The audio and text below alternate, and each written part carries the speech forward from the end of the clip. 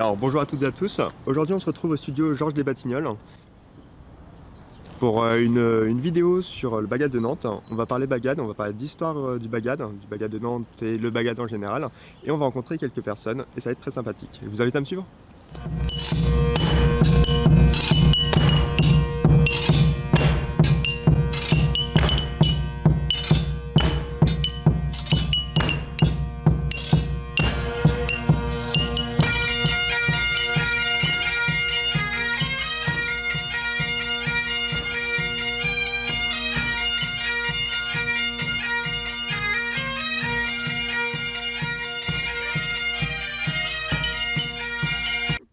Mais d'abord, qu'est-ce qu'un bagad? Eh bah oui, pour commencer. Si tu es coutumier de la Bretagne, ou même si tu y viens en vacances l'été, tu as très certainement déjà entendu de la musique jouée par un orchestre plus ou moins ambulant. Et cela a sans doute fait vibrer la part celtique qui est en toi. Et bah, tu as déjà la base. Un bagad, c'est un orchestre inspiré des pit bands écossais. D'ailleurs, la grande différence avec les groupes écossais est le pupitre à bombarde, et qui interprète de la musique en général bretonne. Non, c'est pas vrai, c'est impossible. Eh bah si, c'est de la musique bretonne. Le bagad est composé en général de 3 pupitres. Alors si tu sais pas, le pupitre, c'est là où on place la partition. Donc, ça c'est un pupitre, ça c'est un pupitre, ça aussi c'est un pupitre. Mais ça, c'est pas un pupitre de musique. C'est un peu compliqué à transporter et vous aurez vite mal au dos si vous essayez. Et en gros aussi, un pupitre désigne un groupe instrumental, avec sa propre partition. Compris? Mais certains n'hésitent pas à faire les fous, et en rajoutent un, en incorporant des instruments classiques ou même récents. On retrouve dans un bagad le pupitre percussion, le pupitre à bombarde et le pupitre cornemuse qui est mon préféré, mais garde ça pour toi. Le bagad est dirigé par le sonneur en chef, en breton le penn-sonneur. À la tête de chaque pupitre, on trouve un penn différent. Le penn talabardaire pour les bombardes, le penn tabouliné pour les percussions et le penn bignaoué pour ce qui concerne les cornemuses. Maintenant, petit entretien avec la responsable du bagad. Ça consiste d'être le chef d'orchestre en fait du bagad. Gérer tout le monde musicalement et socialement parlant, on va dire ça comme ça. D'accord. Ça consiste en quoi? À écrire la musique. Donc là on est plusieurs à écrire la musique, à arranger les différents airs, et en fait c'est une suite de concours. On a 2 concours dans l'année, un au printemps, donc la semaine prochaine, et un autre au Festival de Lorient, et on a une suite de 10 minutes à monter. Donc là ça consiste à faire 10 minutes de musique. Faut pas que ça soit trop répétitif et essayer d'avoir quelque chose d'assez enjoué. D'accord, ok. Mais de concert en fait tous les autres penns de chaque partie du bagad en fait. Voilà, c'est ça en fait. Paul, moi je suis le pensionnaire du bagad, après moi je redistribue les différentes partitions à chaque pen de pupitre, cornemuse, bombarde, caisse claire et percu. Et après chacun travaille dans son coin et on se retrouve tous ensemble pour mettre ça en place. Voilà. Mettre ça en place, ça met du temps, mais au moins 2 mois, 3 mois, voire même tout ça. Ça met du temps pour mettre ça en place, quoi. D'accord.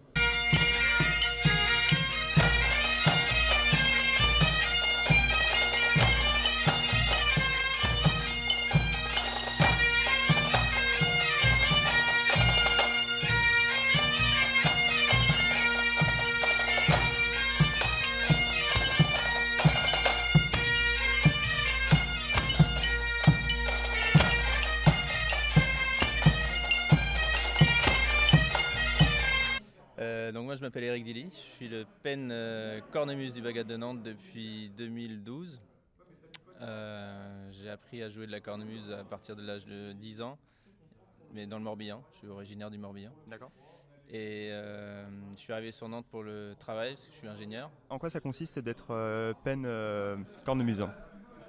Donc penn cornemuse, c'est un peu disons le leader musical des cornemuses, donc cornemuse qui a un pupitre sur les 4 du bagad. Donc du coup, c'est faire répéter les gens, les faire progresser aussi, les motiver. C'est un peu le leader, quoi.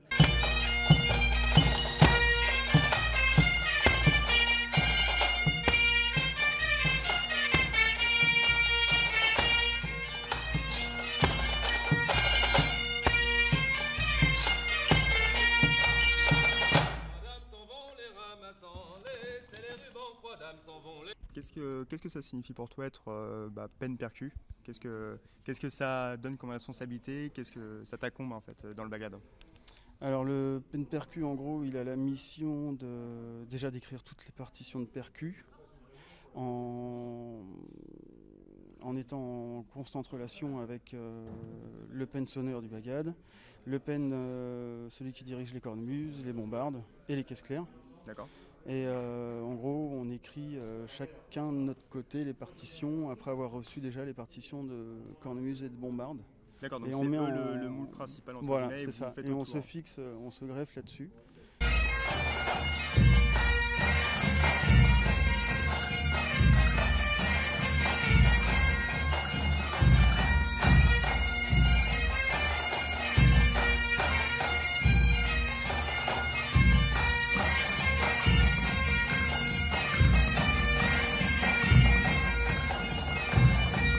Alors le pen batteur, normalement en fait, le pen batteur c'est lui qui écrit les partos et qui mène en fait de pupitre les répétitions.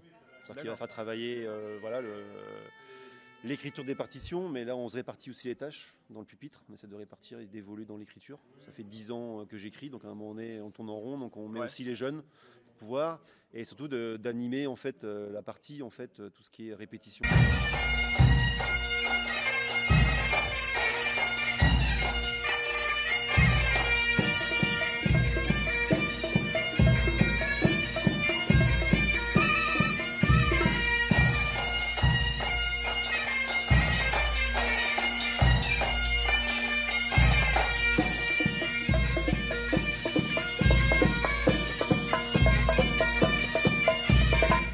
Qu'est-ce qui t'a donné cette envie de rejoindre un bagad? Quand j'étais tout petit, comme beaucoup, j'en ai déjà discuté avec certains, je ne suis pas le seul, mais je suis allé avec mes parents à la Grande Parade à Lorient, donc la Grande Parade des Nations Celtes. On a vu le défilé et j'avais donc en gros, je sais pas, 7 ans, 8 ans, et j'ai dit que je voulais faire de la cornemuse. J'ai vu ça et j'ai trouvé ça beau. C'est la musique bretonne. J'ai commencé en fait par la musique irlandaise en fait en jouant de la flûte irlandaise. D'accord. Et en 2004, j'ai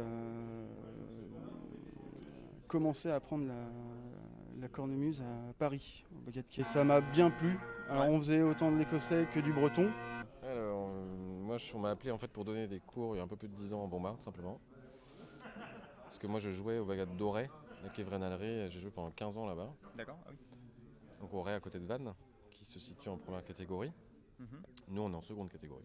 Ouais. Je me suis intéressé, et puis il n'y avait personne pour mener, donc j'ai essayé une fois, et puis Ça t'a plu? ça m'a plu, les gens, ça a plu aux gens aussi, c'est ça le principe aussi, et puis de fil en aiguille, j'en suis rendu là. D'accord. Et Pourquoi Nantes, pour répondre à ta question, pourquoi Nantes? Parce que j'habite Nantes depuis longtemps, mes parents habitent Nantes depuis longtemps, depuis que je suis né, par donc, contre. non, Et mes parents aussi, mon père faisait de la musique, mon frère fait de la musique bretonne, mes neveux maintenant font de la musique aussi. Ah oui, Bref, ok, donc là c'est une question de c'est famille familial, maintenant, c'est ouais. une histoire de famille. Mon oncle aussi, mes cousins en ont fait, enfin bref, je suis né là-dedans en fait.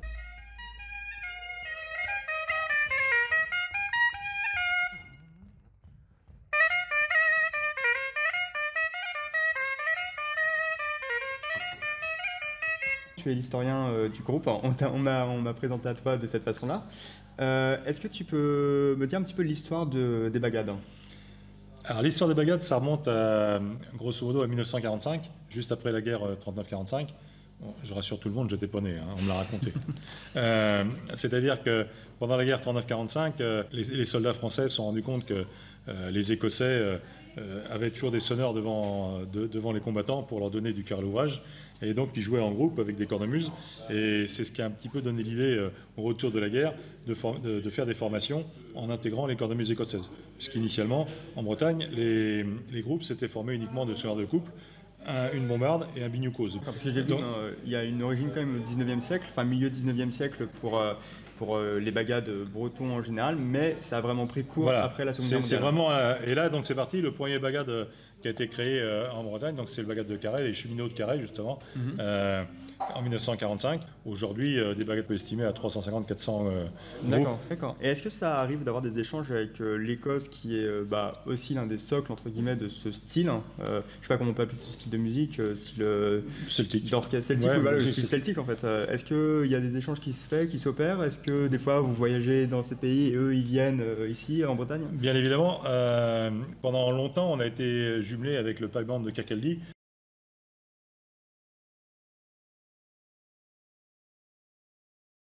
Et donc, on avait des échanges réguliers.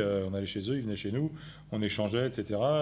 Il y a eu un bon copain, là, Tom, qui a joué sur un de nos CD. Il était en vacances D'accord, dans le l'été. coin, ouais. On a profité pour le faire enregistrer. Il a joué avec nous sur un CD. Enfin bon, c'est le genre d'échange qui fait que, bon, avant tout, c'est la musique qui fait que ça crée des liens forts. C'est humain comme voilà, style. et très amicaux. Et moi, personnellement, je retourne assez souvent en école. C'est vraiment très, Une bonne très amitié, fraternel. ça, Ouais, c'est très très- fraternel. Moi, personnellement, j'ai été jouer une fois aussi en Irlande à la fête de la Saint-Patrick. J'ai été jouer au Pays de Galles aussi. Et quand on arrive là-bas, c'est pareil. Même si les gens ne les connaissent pas, c'est comme si on était copains Ouais. de longue date, quoi. On est dans un même état d'esprit, quoi. D'accord. Et est-ce que, d'après toi, le fait de rejoindre un bagad, c'est une façon de sauvegarder la culture celtique et bretonne, vu que plus précisément pour les bagads? Est-ce qu'il y a vraiment cette envie ou est-ce que est-ce que c'est quelque chose qui se perd peut-être toute la tradition qu'il y a derrière et on est là pour jouer de la musique tous ensemble et oublier un petit peu le côté culturel? Alors, ce qui est clair, c'est qu'effectivement, l'appartenance à un bagad, avant tout, c'est la promotion de la culture bretonne. Même si effectivement les musiques sont un petit peu évolutives, reste néanmoins vrai que les suites, et on a l'exemple pour le concours de Saint-Brieuc, cette année, le terroir imposé, c'est le terroir nantais. Donc on est obligé de jouer 50% de la suite des danses et des danses originaires du pays nantais, quoi. Donc ce qui fait qu'effectivement, on ne peut pas partir comme on veut, écrire des trucs un peu qui partent dans tous les sens. On peut le faire sur une petite partie de la suite, mais l'immense majorité, ce sont des airs d'inspiration pays nantais. Et tous les ans, ça change, hein, et ça tourne sur tous les territoires de la Bretagne. Donc c'est ce qui fait qu'effectivement, c'est avant tout la promotion de la culture bretonne. En parlant d'un peu d'évolution, vers quoi évolue le bagad? Est-ce qu'il y a un mélange de styles qui s'opère, plus contemporain peut-être? On emmène du métal, peut-être du rap peut-être, j'en sais rien. Alors ça, on l'a eu fait à une époque. À une époque, au bagad, on avait arrêté de faire les concours, justement pour partir sur une autre direction. Et voilà. Et donc on avait intégré une guitare basse, une guitare électrique, une batterie complète et un synthé. Et là, on partait plus une formation orchestre, hein. Donc c'était un pupitre supplémentaire dans le bagad. Et donc on partait sur des choses un peu plus rythmées, un peu plus électriques, qu'on voyait un peu. En tout, à la base, c'est la promotion de la musique bretonne traditionnelle, quoi. Et toi, ça fait une trentaine d'années, 25 ans, 40 ans, 30 voilà. ans On est plus près de 40 t'es là, ans. donc, parce que là, vous avez fêté le 50e On a fait le anniversaire. 50e anniversaire. L'année dernière, hein, si je dis pas de bêtises. Est-ce qu'il y a quelque chose qui t'a marqué, un souvenir de toute cette aventure? La première fois qu'on joue à Lorient, c'est quelque chose, quoi. Alors, effectivement, après, là, on va y retourner cet été. J'ai pas compté, mais ça fait peut-être bien la 30e fois qu'on y va. Donc, bon, effectivement, c'est plus le même. Mais à chaque fois, on arrive à toujours rencontrer des gens. Et puis Lorient, c'est la grande famille, quoi. C'est-à-dire qu'on rencontre des gens qu'on n'a pas vus depuis 5 ans, 10 ans. C'est comme si on les avait quittés la veille. D'accord, ouais. Et c'est vrai que quand on est un petit peu longtemps dans le circuit, on a des copains dans tous les groupes ou quasiment. Donc le soir, effectivement, Moustoir, c'est même beaucoup très festif. Ouais, la soirée. C'est ce qui fait la vie, parce que nous, avant tout, on est des amateurs. C'est-à-dire que nous, on ne gagne pas d'argent avec la musique qu'on fait, mais en retour, qu'est-ce qu'on a? C'est qu'on vit des grands moments, quoi.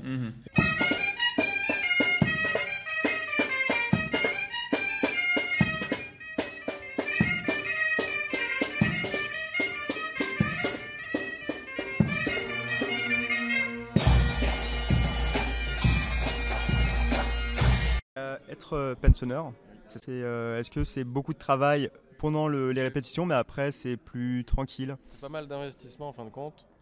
Après, il faut être présent. Si on veut motiver les troupes, il faut toujours être présent. Enfin, un maximum en tout cas. Voilà, c'est une passion, mais après, il faut faire attention à ça, quoi. C'est pour ça que le social est important quand même. Faire attention à chaque personne, mais c'est pas trop contraignant, non. Là, cette année, ça dépend des années. Ça peut être très prenant. Ouais. Ça peut être très prenant en période de concours. Donc, il faut répéter chez soi, effectivement, pour s'entraîner. Il faut donc après, quand on est en période de concours, on répète le vendredi, des fois le jeudi, le vendredi, le dimanche toute la journée. Donc si on veut vraiment le faire à fond, c'est intense. Et après, en tant que pen... Alors c'est une passion en fait qui prend beaucoup de temps. Il ne faut pas compter ses heures, parce que sinon on arrête tout. Et surtout ça implique aussi la vie de famille derrière. Notamment quand on prépare le concours dans une semaine de Saint-Brieuc là. C'est des répétitions le jeudi soir, le vendredi. Nous en caisse claire des fois on fait des répétitions c'est samedi plus stage le dimanche. C'est pour ça que tu vois quasiment pas la famille du week-end, donc ça peut vaut être mieux assez qu'il soit partie contraignant, prenante, ouais. ça peut être contraignant.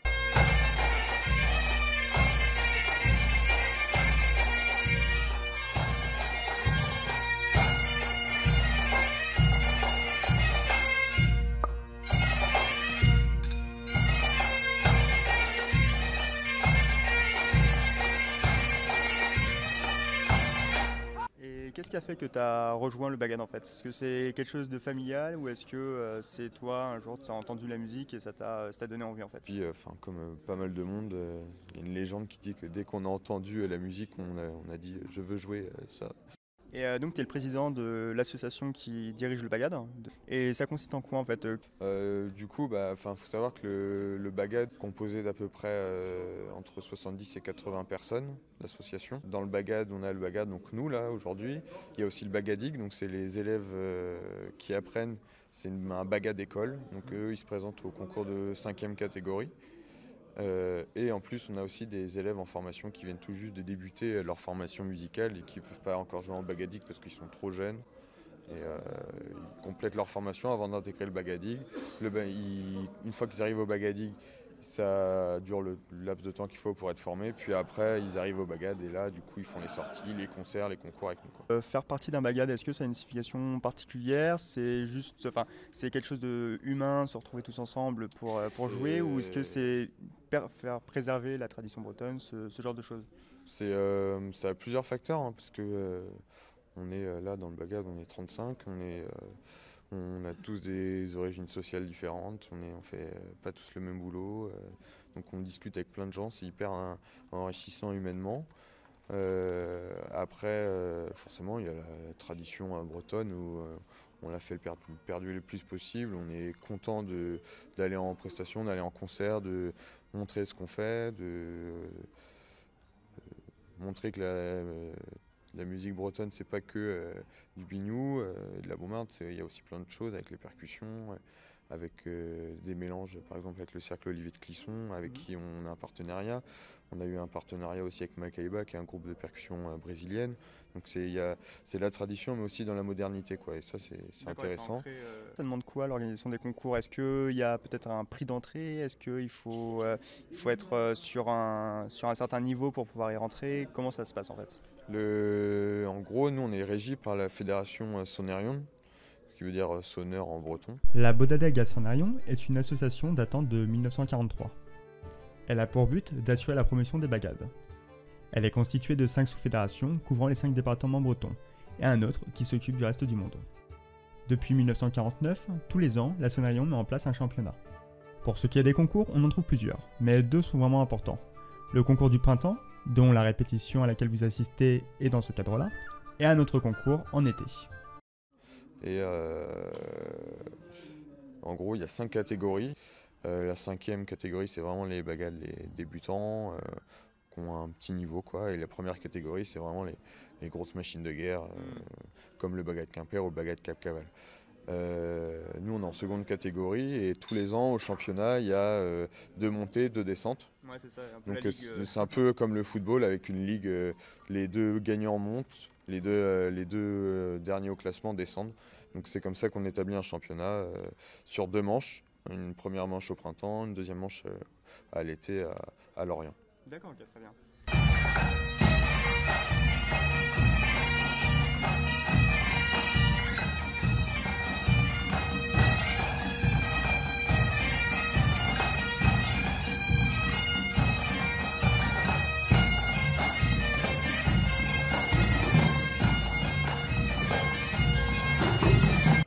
Et les concours et tout, tu le vis comment en tant que sonneur? Je le vis bien, moi je trouve que ça met une échéance, après ça met un petit peu de pression, mais c'est ce qu'il faut pour pouvoir faire quelque chose de bien. Ouais. Ça donne un objectif pour tout le monde et si on n'a pas de carotte, on ne peut pas avancer. Ouais, c'est compliqué, ouais. Ouais. On est peine, je suppose que quand on arrive proche des concours, des représentations, on a un stress un petit peu assez grand, je pense, quand même. Il y a un peu de stress, mais il est, on va dire, un peu étouffé, un peu masqué par le fait qu'on est plus à l'aise dans le jeu et dans la connaissance de la suite. pas tant que ça. D'accord, pas tant que ça. Pas tant que- Bah, ça se gère, il faut que ça se gère, mais effectivement, hein, il y a un peu de trac qui se met en place. Là, on le sent à partir d'aujourd'hui. Jusque-là, on était plutôt serein. Puis je sais pas pourquoi ce matin, là, Commence à... peut-être l'effet de la caméra. Non, on sent que, alors dans notre pupitre en cornemuse, on a intégré 3 jeunes qui viennent de monter de formation. D'accord. Et Bagadig. Bagadig, donc c'est le bagad pour les jeunes pour s'entraîner. Donc là, c'est leur premier concours avec nous. Et là, ce matin, je sens qu'ils commencent à sentir l'échéance arriver et ils jouent moins bien que d'habitude, quoi. On sent qu'ils font des petites erreurs et ils n'arrivent pas à démarrer. On sent qu'il y a une petite pression qui monte. Ouais. Donc après, c'est mon rôle aussi d'essayer de les calmer, parce que le jour J, souvent, ce qui peut se passer en tout cas, c'est qu'on peut jouer moins bien que ce qu'on sait faire, dû au stress, quoi. Dû au stress et au contexte du jour J, quoi. D'accord, donc toi ton rôle aussi c'est de calmer tout le monde, de faire en sorte que ça aille. Et, en tout cas moi je le prends comme côté ça, humain. il y a d'autres qui font l'inverse, qui le jour J vont mettre une pression à mort pour... Après quand on connaît les gars de son pupitre, sachant comment ils réagissent,